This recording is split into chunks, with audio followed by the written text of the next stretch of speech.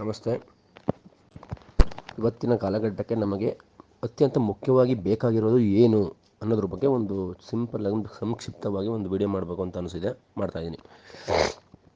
ಇದನ್ನು ಮಾಡೋದಕ್ಕೆ ಕಾರಣ ಏನು ಅಂದರೆ, ಇತ್ತೀಚಿನ ರಾಜಕೀಯ ಬೆಳವಣಿಗೆಗಳು ಮತ್ತು ನಮ್ಮ ಸಮಾಜದಲ್ಲಿ ನಡೆಯುವಂತಹ ಕಲಹಗಳು, ಗಲಾಟೆಗಳು, ಇದರ ಬಗ್ಗೆ ಚಿಕ್ಕದಾಗಿ ಮಾಹಿತಿ.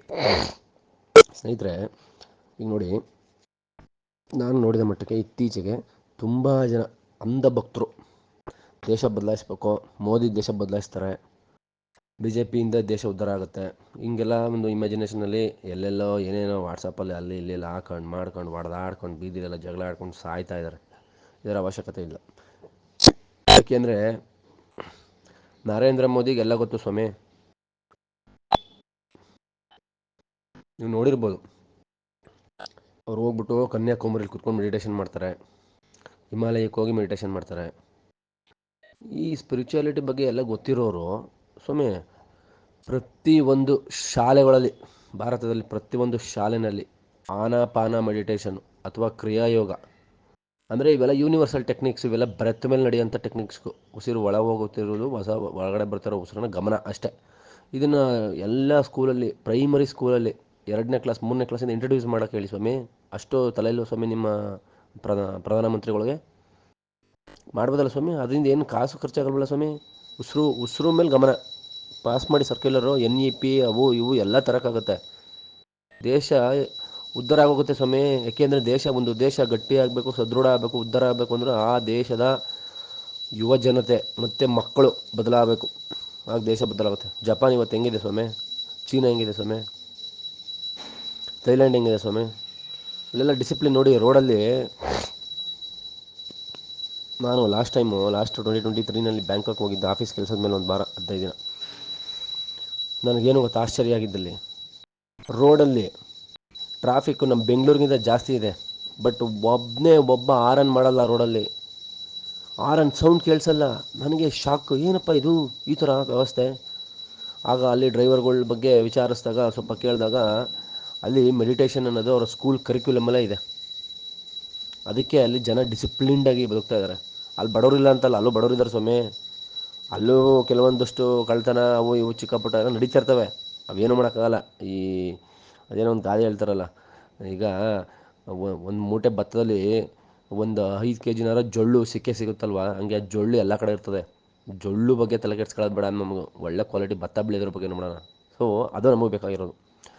ನಾನು ಏನಕ್ಕೆ ಈ ವಿಷಯನ ತಗೊಂಡು ಪೀಠಿಕೆ ಇಡ್ತಾ ಇದ್ದೀನಿ ಅಂದರೆ, ನಮ್ಮ ಭಾರತಕ್ಕೆ ಇವತ್ತು ಏನು ಬೇಕಾಗಿದೆ ಅಂತ. ಈಗ ಕೆಲವೊಂದಷ್ಟು ಜನ ಬಾಂಗ್ಲಾದೇಶಲ್ಲಿ ಹಿಂದೆ ಹೊಡೆದಾಕ್ಬಿಟ್ರು ಅಂತ ಏನು ಇಲ್ಲಿ ಹಾರಾಡಿ ಮೇಲೆ ಕೆಳಗೆ ಬೀಳ್ತಾವ್ರೆ. ಅದು ಒಳ್ಳೆಯದೇ, ತಪ್ಪೇನಿಲ್ಲ. ಬಟ್ ಅದನ್ನು ಅರ್ಥ ಮಾಡ್ಕೊಂಡು ಮಾಡಿರಿ. ಏನೋ ಮಾಡಿಬಿಟ್ರು, ಯಾರೋ ಮಾಡಿಬಿಟ್ರು, ಅದು ಆ್ಯಕ್ಚುಲಿ ಹೇಳ್ಬೇಕು ಅಂದರೆ ನಿಮ್ಮ ಏನು ಹಾರಾಡಿ ಮೇಲಕ್ಕೆ ಬೀಳ್ತಾವ್ರೆ ಅವ್ರಿಗೆ ಬಾಂಗ್ಲಾದೇಶದಲ್ಲಿ ಹಿಂದೂಗಳನ್ನ ಹೊಡೆದಾಕಿದ್ರು ನೋವಿಗಿಂತ ಆ ಬಾಂಗ್ಲಾದೇಶದ ಮುಸ್ಲಿಂ ಸಮುದಾಯದವರು ನಮ್ಗೆ ಹೊಡಿತಾವ್ರೆ ಅಂತ ಅವ್ರ ಮೇಲೆ ದ್ವೇಷ, ಕೋಪ ಭಾವನೆಯಿಂದ ಅವ್ರು ಹಿಂಗೆ ಆಡ್ತಾ ಇದ್ದಾರೆ ಹೊರತು, ಅಯ್ಯೋ ನಮ್ಮ ಹಿಂದೂಗಳಿಗೆ ಈ ಥರ ಆಗ್ತಾ ಇದ್ದಿಲ್ಲಪ್ಪ ಅನ್ನೋ ಒಂದು ಕಂಪ್ಯಾಷನ್ ಇಲ್ಲ ಅಲ್ಲಿ. ಅದು ಬೇಕಾಗಿರೋದು ಮನುಷ್ಯನಿಗೆ. ಈ ದ್ವೇಷ ಹೋಗಿ ಎಲ್ಲಿ ಎಂಡಾಗುತ್ತೆ ಅಂದರೆ, ಹಿಂದೆ ಆಲ್ರೆಡಿ ನಾವು ನೋಡಿದ್ದೀವಿ, World War I ಇವೆಲ್ಲ ಆಗಿದ್ದಾವೆ. ಇವೆಲ್ಲ ಏನಕ್ಕಾಗಿದ್ದಾವೆ ಅಂದರೆ, ಹಿಂಗೆ ಚಿಕ್ಕ ದ್ವೇಷಗಳು ಜಾಸ್ತಿ ದೊಡ್ಡದಾಗಿ ಹೋಗಿ ಅವು ದೇಶದ ಮಟ್ಟಕ್ಕೆ ಹರಡಿದೆ. ನಮ್ಮ ದೇಶಕ್ಕೆ ಅದು ಬೇಕಾಗಿಲ್ಲ. ನಮ್ಮ ದೇಶ ಶಾಂತಿ ದೇಶ.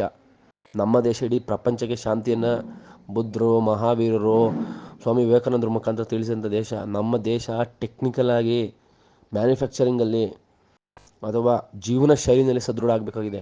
ಆದರೆ ಈ ಮ್ಯಾನುಫ್ಯಾಕ್ಚರಿಂಗು, ಟೆಕ್ನಿಕಲ್ಲು, ಸೈನ್ಸು, ಡೆವಲಪ್ಮೆಂಟ್ ಇವ್ಯಾವುವೇ ಶಾಶ್ವತವೂ ಅಲ್ಲ, ದೂರದೃಷ್ಟಿ ಉಳ್ಳವೂ ಅಲ್ಲ. ಯಾಕೆ ಅಂದರೆ ಇವರಿಂದ ಎಲ್ಲ ಪರಿಸರ ಹಾನಿ. ಅದೇ ನಮ್ಮ ಭಾರತೀಯ ಡೆವಲಪ್ಮೆಂಟ್ ಅಂದರೆ ನ್ಯಾಚುರಲ್, ನೈಸರ್ಗಿಕ ಕೃಷಿಯಿಂದ ನಮ್ಮ ದೇಶ ಅವತ್ತು ನಂಬರ್ 1 ಇದ್ದಿದ್ದು. ಅದೇನು ಸಾಫ್ಟ್ವೇರ್ ಡೆವಲಪ್ ಮಾಡಿಬಿಟ್ಟು ನಮ್ಮ ದೇಶ ನಂಬರ್ 1 ಹೋಗಿರಲಿಲ್ಲ. 100 ವರ್ಷ, 200 ವರ್ಷ, 300 ವರ್ಷದ ಹಿಂದೆ, ಆಯಿತಾ, ತಿಳ್ಕೊಳ್ಳಿ. ಈಗ ನೆಕ್ಸ್ಟ್ ಬರೋ ಕಾಲಕ್ಕೂ ಅದೇನೇ ಉಳಿಯೋದು. ಯಾಕೆಂದರೆ ಪ್ರಕೃತಿ, ಪರಿಸರ ಸ್ನೇಹಿಯಾಗಿ ಯಾವುದೇ ಡೆವಲಪ್ಮೆಂಟ್ ಮಾಡಿದ್ರೂ ಅದು ಮಾತ್ರ ಶಾಶ್ವತ, ಅದು ಮಾತ್ರ ನಿಜವಾದ ಸುಖ, ಸಂತೋಷ, ನೆಮ್ಮದಿಯನ್ನು ಕೊಡುತ್ತೆ ಹೊರತು ಮನುಷ್ಯನಿಗೆ ಬೇರೆ ಯಾವುದು ಕೊಡೋದಿಲ್ಲ. ಹಾಗಾಗಿ ಇದು ನಾವು ಒಳ್ಳೆ ಕಾಲ, ಇದು ಧರ್ಮದ ಕಾಲದಲ್ಲಿ ನಾವಿದ್ದೀವಿ. SN ಗೋಯಂಕಾಜಿ ಅಂತೇಳಿ, ಅವರು ನಮ್ಮ ಭಾರತೀಯ ಮೂಲದವರು. ಮಯನ್ಮಾರ್ ಕಂಟ್ರಿ, ಇವತ್ತಿನ ಮಯನ್ಮಾರ್ ಅಂದರೆ ಬರ್ಮಾ ಅನ್ನೋ ಒಂದು ದೇಶದಲ್ಲಿ ಹುಟ್ಟಿ 2.5 ವರ್ಷದ ಹಿಂದೆ ಬುದ್ಧನ ಟೀಚಿಂಗ್ಸ್ಗಳು ಏನಿದ್ದೋ ಅವೆಲ್ಲನೂ ವಾಪಸ್ ಭಾರತಕ್ಕೆ ತಂದಿದ್ದಾರೆ ಇವತ್ತು. www.dhamma.org ಅಂತ ಒಂದು ವೆಬ್ಸೈಟ್ ಇದೆ, ಅದನ್ನು ನಾನು ಇಲ್ಲಿ ಈ ವಿಡಿಯೋದಲ್ಲಿ ಕೊಂಡು ಹಾಕ್ತೀನಿ. ಅದರಲ್ಲಿ 10 ದಿನದ ಒಂದು ಮೆಡಿಟೇಷನ್ ವಿಪಾಸನ ಶಿಬಿರ ಸಿಗುತ್ತೆ. ಹೋಗಿ ಅಲ್ಲಿ ದಯವಿಟ್ಟು ಎಲ್ಲರೂ ಒಂದೊಂದು ಶಿಬಿರಗಳನ್ನು ತಗೊಳ್ಳಿ, ಅಟೆಂಡ್ ಮಾಡಿ. 10 ದಿನ ನೀವು ಈ ಶಿಬಿರ ಅಟೆಂಡ್ ಮಾಡಿದ್ರೆ ನೀವು ಹೊರಗಡೆ ಬಂದಾಗ ನೀವು ಇವತ್ತೇನು ಮನುಷ್ಯ ಆ ಮನುಷ್ಯರಾಗಿರಲ್ಲ ನೀವು. ನಮ್ಮ ಭಾರತಕ್ಕೆ ನಾನು ಏನಾದರೂ ಮಾಡಬೇಕು, ನಾನು ಏನಾದರೂ ಮಾಡ್ಕೊಬೇಕು, ನಮ್ಮ ತಂದೆ ತಾಯಿಗಳು ನಾನು ಏನಾದರೂ ಮಾಡಬೇಕು, ನಾನು ಫಸ್ಟ್ ಬದಲಾಗಬೇಕು ಅನ್ನೋ ಭಾವನೆ ನಿಮಗೆ ಬರುತ್ತೆ. ನೀವೇ ಬದಲಾಗದೇ ನಾನು ಭಾರತ ಬದಲಾಯಿಸ್ತೀನಿ, ಬಾಂಗ್ಲಾದೇಶದಲ್ಲಿರೋ ಹಿಂದೂಗಳನ್ನ ಕಾಪಾಡ್ತೀನಿ, ನಮ್ಮ ಸ್ವಾಮಿ ನಾಳೆ ಚೈನಾದವರು ಬಾಂಬ್ ಹಾಕಿದ್ರೆ ನಿಮ್ಮ ದೇಶಕ್ಕೆ, ಅವರೇನು ಹಿಂದೂಗಳು ಯಾರೋ ಮುಸ್ಲಿಮ್ಗಳು ಕ್ರಿಶ್ಚಿಯನ್ಸ್ಗಳು ನೋಡ್ಕೊಂಡು ಯಾರು ಬಾಂಬ್ ಹಾಕಲ್ಲ ಸ್ವಾಮಿ. ಯಾಕೆಂದರೆ ಇವತ್ತು ನಮ್ಮ ಭಾರತ ಒಂದು ಅಷ್ಟಿಷ್ಟೋ ಸ್ವಲ್ಪ ಮುನ್ನುಗ್ತಾ ಇದೆ, ಕೆಲವೊಬ್ಬ ರಾಜಕೀಯಗಳಿಂದನೋ ಇನ್ನೊಂದೋ ಮತ್ತೊಂದಿಂದ. ಆದರೆ ಅದು ಸುತ್ತಮುತ್ತಲಿನ ದೇಶದವರಿಗೆ ಅದನ್ನು ಸಹಿಸ್ಕೊಳಕ್ಕಾಗ್ತಾಯಿಲ್ಲ. ಒಂದಲ್ಲ ಒಂದು ರೀತಿ ಖ್ಯಾತೆ ತಗೊಂಡವ್ರು ಬಂದೇ ಬರ್ತಾರೆ. ಬಂದಾಗ ಅದರ ಪರಿಣಾಮಗಳು, ತೊಂದರೆಗಳು ನೀವು ಅನುಭವಿಸಲೇಬೇಕಾಗ್ತದೆ. ಯಾಕೆ ಅಂದರೆ ಏನು ತಲೆ ಕೆಡ್ಸ್ಕೊಳ್ಳೋದೇನಿಲ್ಲ. 2040 ಈ ಒಂದು ವೇಳೆಗೆ ಇನ್ನೂ ಒಂದು 20 ವರ್ಷ ಮುಂದಕ್ಕೆ ಹೋಗಲಿ ಬಿಡಿ, ಆಯಿತು 2080 ಹಾಕೊಳ್ಳೋಣ. ಈ ಒಂದು ವೇಳೆಗೆ World War III ಬರೋದು ಶತಸಿದ್ಧ, ಅದರಲ್ಲೇನು ಡೌಟ್ ಇಲ್ಲ. ಹಂಗಾಗಿ ಅದು ಬರಲಿ, ಅದೇನು ಮಾಡೋಕ್ಕಾಗಲ್ಲ. ಅವೆಲ್ಲ ಕಾಲ ನಿರ್ಣಯ, ಅವು ಯಾವ್ಯಾವ ಟೈಮಲ್ಲಿ ನಿರ್ಣಯ ಆಗಬೇಕು ಅದು ಆಯ್ತಾ ಇರ್ತವೆ, ನಾವು ಬದಲಾಯಿಸೋಕ್ಕಾಗೋದಿಲ್ಲ. ಈಗ ವಯನಾಡಲ್ಲಿ ಮೊನ್ನೆ ಕೊಚ್ಕೊಂಡೋಯ್ತು, ಈಗೇನು ಬದಲಾಯಿಸೋಕ್ಕಾಯ್ತಾ ನೀವು? ಬಟ್ ಅಲ್ಲಿ ಏನು ಅಂದರೆ ವಯನಾಡಲ್ಲಿ ಸತ್ರಲ್ಲ, ಅವ್ರು ಯಾಕೆ ಸತ್ರು, ಅವ್ರ ಜಾಗದಲ್ಲಿ ನಾವಿದ್ರೆ ನಮಗೇನು ಗತಿ, ನಮಗೂ ಅದೇ ಗಾಯ ಬರುತ್ತಲ್ವ. ಆ ಒಂದು ಪಾಯಿಂಟ್ ಆಫ್ ವ್ಯೂ ಅಲ್ಲಿ ನೀವು ಯೋಚನೆ ಮಾಡಿಬಿಟ್ರೆ ನಿಮ್ಮ ಲೈಫ್ನ ನೀವು ಚೇಂಜ್ ಮಾಡ್ಕೊಬೋದು. ಹಂಗಾಗಿ ಕನ್ಸ್ಟ್ರಕ್ಟಿವ್ ಲಿವಿಂಗ್ನ ನಾವು ಅಭ್ಯಾಸ ಮಾಡ್ಕೊಬೇಕಾಗುತ್ತೆ. ನೀವೆಲ್ಲೇ ಬದುಕಿ ಸಮಯ ಸಾಫ್ಟ್ವೇರ್ ಇಂಜಿನಿಯರ್ ಆಗಿದ್ದೀರಾ, ಬದಲಾಗೋಕ್ಕಾಗಲ್ಲ ಅವೆಲ್ಲ ಈಗ ಸಡನ್ನಾಗಿ. ಯಾಕೆಂದರೆ ನಾವು ಆಲ್ರೆಡಿ ಒಂದು ಟ್ರ್ಯಾಪಲ್ಲಿ ಸಿಗಾಕೊಂಡ್ಬಿಟ್ಟಿದ್ದೀವಿ. ಬಟ್ ಇದರಲ್ಲಿ ಎಷ್ಟು ಆದಷ್ಟು ನಾವು ಮಿನಿಮೈಸ್, ನಮ್ಮ ಜೀವನ ಶೈಲಿನಲ್ಲಿ ಎಷ್ಟು ಆದಷ್ಟು ಕಡಿಮೆ ಉಪಯೋಗಿಸ್ಬೇಕು. ಕನ್ಸ್ಯೂಮರಿಸಮ್ ಅಂತ ಏನಿದೆ ಇವತ್ತು, ಅದರಲ್ಲಿದ್ದಾನೆ ಇವತ್ತು ನಾವು ತೊಂದರೆ. ಈ ವಯನಾಡು ತೊಂದರೆ ಆಗ್ಬೋದು, ನಾಳೆ World War III ಆಗ್ಬೋದು, ಎಲ್ಲ ಬರೋದು ಕನ್ಸ್ಯೂಮರಿಸಮು. ಈ ಒಂದು ಎಕನಾಮಿ ಹಾಳು ಮೂಳು ಅಂತ ಏನೇನೋ ಮಾಡ್ಕೊಂಡಿದ್ದೀವಿ, ಇದರಿಂದನೇ ದೇಶಗಳ ನಾಶ, ಮನುಷ್ಯ ನಾಶ. ಸುಮ್ಮನೆ ಕರೆಕ್ಟಾಗಿ ಫಂಡಮೆಂಟಲಾಗಿ ಅರ್ಥ ಮಾಡಿಕೊಂಡ್ರೆ ಮನುಷ್ಯ ಹುಟ್ಟುತ್ತಾನೆ, 120 ವರ್ಷ ಒರಿಜಿನಲ್ ಆಯುಸು, 100 ವರ್ಷ ಅಂತ ಹೇಳ್ತಾರೆ. 100 ವರ್ಷ ಇವತ್ತು ಯಾವನು ಬದುಕ್ತಾ ಇಲ್ಲ, ಇವತ್ತೆಲ್ಲ 65 70ಕ್ಕೆ ನೆಗೆರ್ಕೊಂಡು ಹೋಗ್ತಾರೆ. ಯಾಕೆ ಸ್ವಾಮಿ ಎಲ್ಲೋಯ್ತಮ್ಮ ಇನ್ನೂ 40-50 ವರ್ಷ ಎಲ್ಲೋಯ್ತು? ಯಾಕೆ ಯಾರೂ 100 ವರ್ಷ ಪೂರ್ತಿ ಬದುಕ್ತಾ ಇಲ್ಲ? ನಮ್ಮ ಮಹಾನ್ ಪುರುಷರಾದಂತಹ ನಮ್ಮ ತುಮಕೂರು ಶಿವಕುಮಾರ ಸ್ವಾಮಿಗಳು ಬದುಕಿದ್ರಲ್ಲ ಸ್ವಾಮಿ 104 ವರ್ಷ. ಅವ್ರು ಯಾವ ಜಿಮ್ಗೆ ಹೋಗಿ ಆರೋಗ್ಯ ಕಾಪಾಡ್ಕೊಳ್ಳಿಲ್ಲ, ಅವರು ಯಾವ ಟಾಪ್ ಮಶ್ರೂಮು ತಿನ್ನಲಿಲ್ಲ, ಅವರು ಯಾವ ಟಾಪ್ ಹಾಸ್ಪಿಟ್ಲಿಗೆ ಹೋಗಿ ಟ್ರೀಟ್ಮೆಂಟ್ ತೊಗೊಳ್ಳಿಲ್ಲ ಅವರು. ಅದರ ಅರ್ಥ ಏನು ಅಂದರೆ ನಿಮ್ಮ ಆಯಸ್ಸು ಆಲ್ರೆಡಿ ಪ್ರೀಡಿಫೈನ್ಡ್ ಆಗಿರುತ್ತೆ ಭೂಮಿಯಲ್ಲಿ ಬಂದಾಗ. ಆದರೆ ಆ ಆಯಸ್ಸಿನ ಜೊತೆಗೆ ನಿಮ್ಮ ಪುಣ್ಯ ಪಾಪದ ಸಂಪಾದನೆ ಮೇಲೆ ನಿಮ್ಮ ಜೀವನ ಡಿಪೆಂಡ್ ಆಗಿರುತ್ತೆ.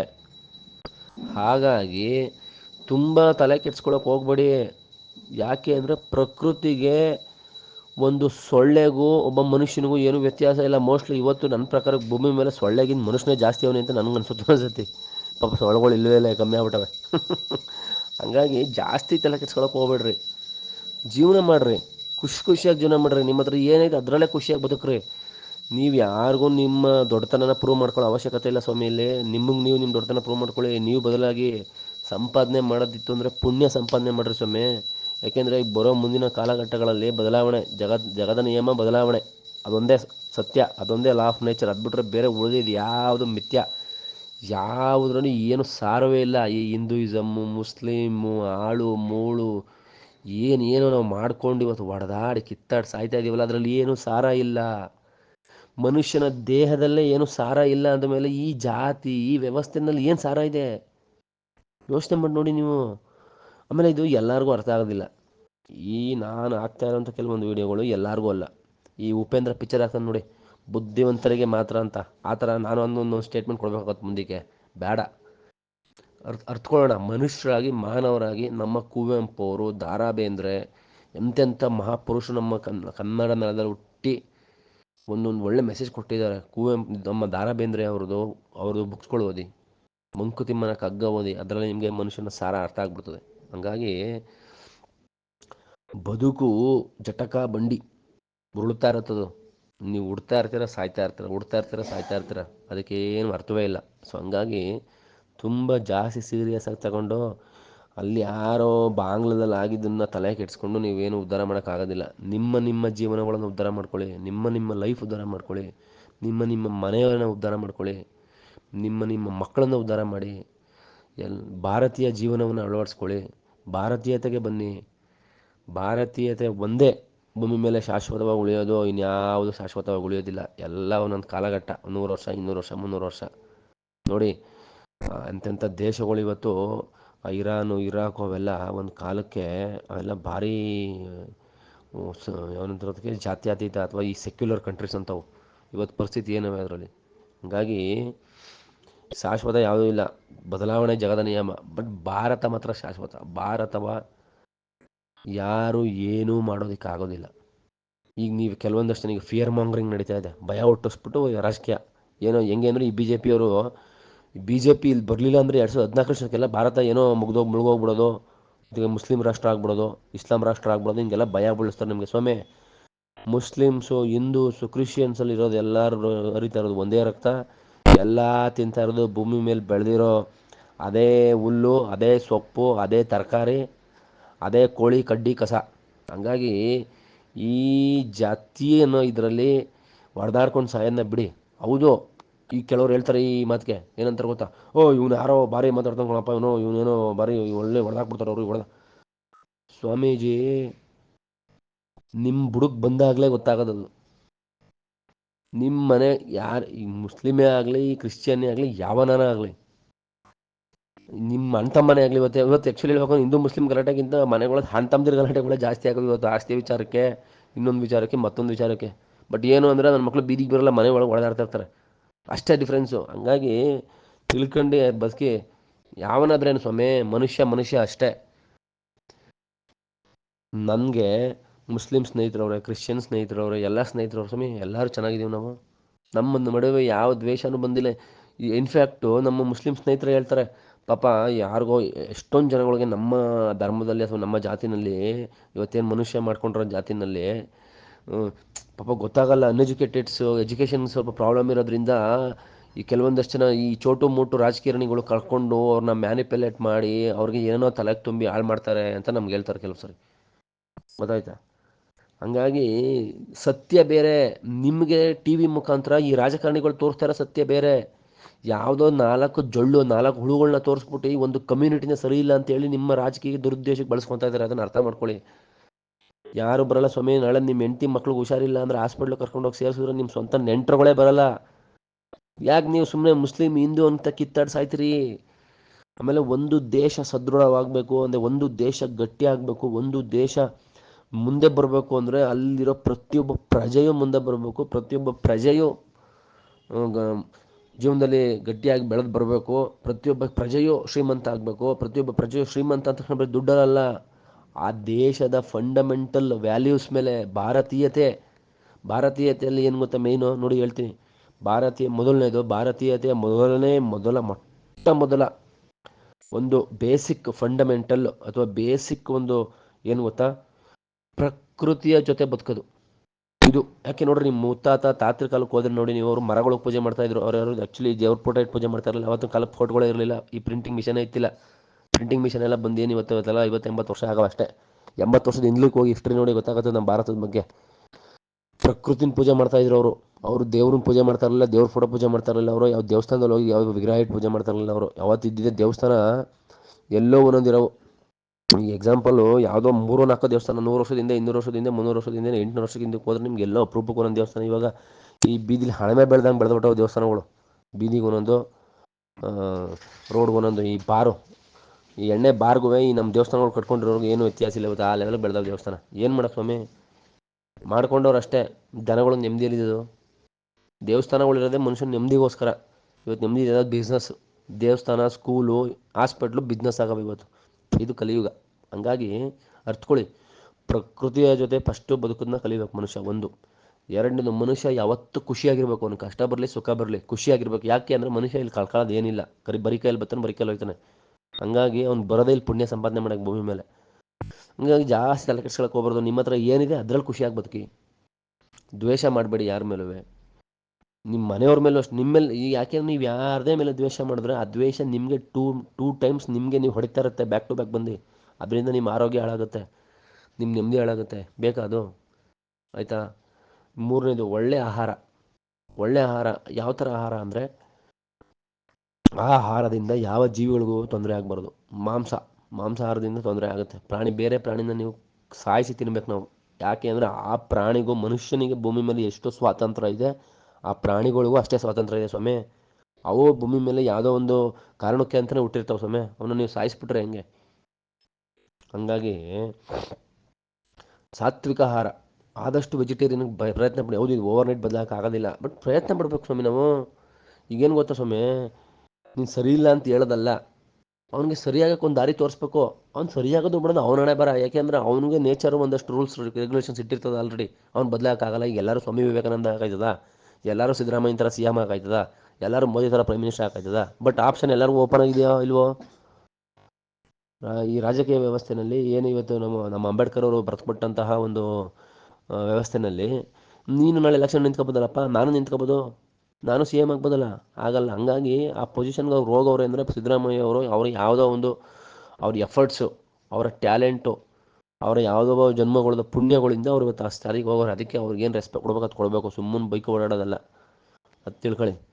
ಅದಾದಮೇಲೆ ನಾಲ್ಕನೇದು ಸೌಹಾರ್ದವಾಗಿ ಬದುಕಿ. 4 ಜನಕ್ಕೆ ಆದರೆ ಕೊಡಿ, ಕೆಟ್ಟದಂತೂ ಬಯಸ್ಬೇಡಿ. 4 ಜನಕ್ಕೆ ಅಂದಂಗೆ ಮನುಷ್ಯನಿಗೆ ಕೊಡಬೇಕು ಅಂತೇನಿಲ್ಲ ಸ್ವಾಮಿ. ನೀವು ಅಡುಗೆ ಮಾಡ್ತೀರಾ ಬೆಳಗ್ಗೆ ಇವತ್ತು, ಅದ್ರಲ್ಲಿ ಒಂದು ತುತ್ತನ್ನ ನಿಮ್ಮ ಮನೆ ಮುಂದೆ ಒಂದು ಪ್ಲೇಟ್ನ ಏನೋ ಇಟ್ಟು, ಒಂದು ಬೀದಿಲಿ ಹೋಗೋ ನಾಯಿಗಳು ಹಕ್ಕಿಗಳು ಬಂದು ತಿಂತವೆ. ಒಂದು ತುತ್ತನ್ನ ಅಲ್ಲಿ ಫಸ್ಟಲ್ಲಿ ಇಟ್ಬಿಟ್ಟು ಆಮೇಲೆ ನೀವು ಊಟ ಮಾಡಿ.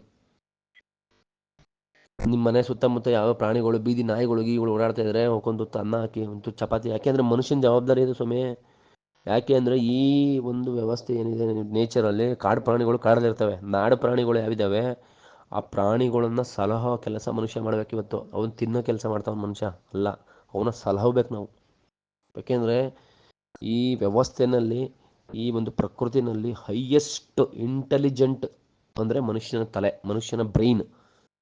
ಆ ಮನುಷ್ಯನ ಬ್ರೈನು ಇವತ್ತು ಆ ಪ್ರಕೃತಿನ ನಾಶ ಮಾಡ್ತಾ ಇದೆ ಇವತ್ತು, ಒಂದಲ್ಲ ಒಂದು ರೀತಿಯಲ್ಲಿ.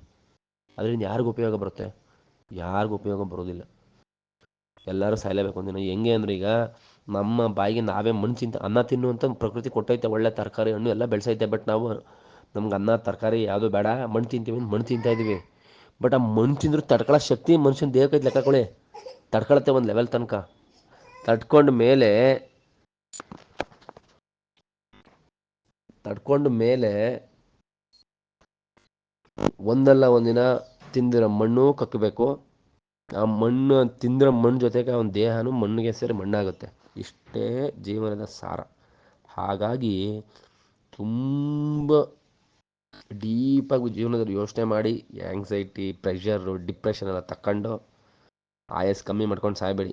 ಮ್ಯಾಕ್ಸಿಮಮ್ ಒಬ್ಬ ಮನುಷ್ಯ ಭೂಮಿ ಮೇಲೆ ಏನಾದರೂ ಮಾಡ್ಬೋದು ಅನ್ನಂಗಿದ್ರೆ ಅವನು ಆಯಸ್ಸನ್ನ ಜಾಸ್ತಿ ಮಾಡ್ಕೊಂಡು 5 ವರ್ಷ ಜಾಸ್ತಿ ಭೂಮಿ ಮೇಲೆ ಬದುಕಿ 5 ವರ್ಷ ಜಾಸ್ತಿ ಪುಣ್ಯ ಸಂಪಾದನೆ ಮಾಡ್ಬೋದು. ಅಷ್ಟು ಬಿಟ್ರೆ ಬೇರೆ ಇನ್ನೇನೂ ಇಲ್ಲ. ನೀವೇ ಯೋಚನೆ ಮಾಡಿ. ಅಂಬಾನಿ ಎಷ್ಟು ಏನೇ ಇಟ್ಟರೂ ಅವನು ಒಂದಿಲ್ಲ ಮಣ್ಣಿಗೆ ಹೋಗೋದು. ಆದರೆ ಅವ್ರಿಗೆ ಎಲ್ಲರ ಕಣ್ಗೂ ಅವನಂತ ನೆಮ್ಮದಿಯಾದ ಯಾರೂ ಇಲ್ಲ. ಏನು ಶೋಕಿ, ಈಗ ಅವ್ನ ಮಗನ ಮದುವೆಗೆ ಎಷ್ಟೆಷ್ಟೋ ಖರ್ಚು ಮಾಡ್ತಾವನೆ, ಆದರೆ ಅವ್ನ ಮಗಂಗೆ ನೋಡಿ ಆರೋಗ್ಯವೇ ಇಲ್ಲ. ಅಷ್ಟು ದುಡ್ಡು ಐತೆ, ಅಷ್ಟು ಖರ್ಚು ಮಾಡ್ತಾವೆ. ನಾನು ಆರೋಗ್ಯ ಹುಷಾರು ಮಾಡ್ಕೊಳಕ್ಕೆ ಆಯ್ತಾನೆ ಇಲ್ಲ ನೋಡಿ ಅವ್ನ ಮಗಂಗೆ. ಕೆಲವೊಂದಷ್ಟು ನಾನು ನೋಡಿದ್ದೀನಿ ಯೂಟ್ಯೂಬಲ್ಲಿ, ಅಲ್ಲಿ ಕಮೆಂಟ್ಸ್ಗಳು ಆನೆ ಪಾನೆ ಅಂತ ಏನೇನೋ ಕಮೆಂಟ್ ಹಾಕ್ತಾರೆ. ಅವ್ನ ಕರ್ಮ ಸ್ವಾಮಿ, ಅವ್ನು ಅನುಭವಿಸ್ತಾನೆ ಬಿಡಿ. ನೀವು ಯಾಕಪ್ಪ ಅವ್ನು ಕಮೆಂಟ್ ಮಾಡಿ ನಿಮ್ಮ ಕರ್ಮಗೆ ಅವ್ನ ಕರ್ಮಕ್ಕೆ ವಹಿಸ್ಕೊತೀರಿ? ಬುಟ್ಟಾಕಿ ಅದನ್ನ. ಬೇರೆಯವ್ರ ಬಗ್ಗೆ ಯೋಚನೆ ಮಾಡೋದು ಬುಟ್ಟಾಕಿ ಅಂತಲೇ ನಮಗೆ ಬುದ್ಧ ಮಹಾಸ್ವಾಮಿಗಳು ಹೇಳೋದು ನಮಗೆ. ಹಂಗಾಗಿ ನಿಮ್ಮ ಜೀವನ ನೀವು ಅನಿಸಿ ಬೇರೆಯವ್ರ ಬಗ್ಗೆ ಯೋಚನೆ ಮಾಡೋದು ಬಿಟ್ಬಿಡಿ ಈ ಮೊಮೆಂಟಿಂದ. ಬೇರೆಯವ್ರ ಬಗ್ಗೆ ಕೀಳಾಗಿ ಥಿಂಕ್ ಮಾಡೋದು, ಬೇರೆಯವ್ರಿಗೆ ಜಲಸಿ ಮಾಡೋದು ಬಿಟ್ಬಿಡಿ. ಅವೆಲ್ಲ ನೆಗೆಟಿವ್. ನಿಮ್ಮ ಜೀವನವನ್ನು ಸಮೃದ್ಧಿಯಾಗಿ ನಿಮ್ಗೆ ಏನು ಇವತ್ತಿದೆ ಆ ಒಂದು ರಿಸೋರ್ಸ್ನ ಉಪಯೋಗಿಸ್ಕೊಂಡು ಖುಷಿಯಾಗಿ ಬದುಕೆ. ಮುಂದೆ ನಿಮ್ಗೆ ಏನು ಬೇಕು ಅದನ್ನು ನೇಚರೇ ಕೊಡುತ್ತೆ.